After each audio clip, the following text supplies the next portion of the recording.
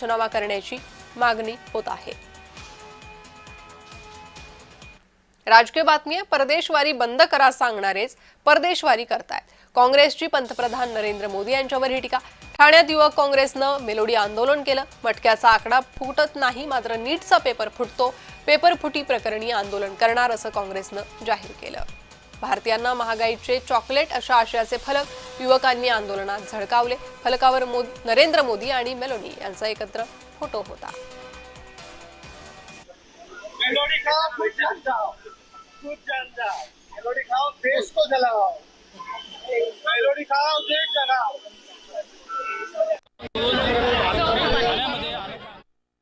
5 राज्यांच्या निवडणुका झाल्यानंतर देशाचे पंतप्रधान प्रकट होतात आणि ते देशवासियांना नेहमीप्रमाणे सांगतात की तुम्ही परदेशवाऱ्या बंद करा, डिझेल पेट्रोलचा वापर कमी करा, घरातून ऑनलाईन काम करा आणि स्वतः दुसऱ्या दिवशी गुजरातमध्ये मोठा रोड शो करतात। हजारो गाड्यांचा ताफा घेऊन तिथे पोहोचतात।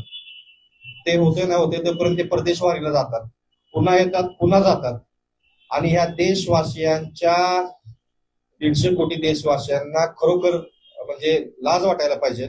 एकीकडे तुम्ही देशातील नागरिकांना सांगता की तुम्ही काटकसर करा आणि तुम्ही इटलीच्या पंतप्रधानांना मेलोडी चॉकलेट देता आणि खऱ्या अर्थाने हे महागाईचे मेलोडी चॉकलेट आहे। हे देशाच्या 150 कोटी नागरिकांच्या कानाखाली लावल्यासारखं आहे।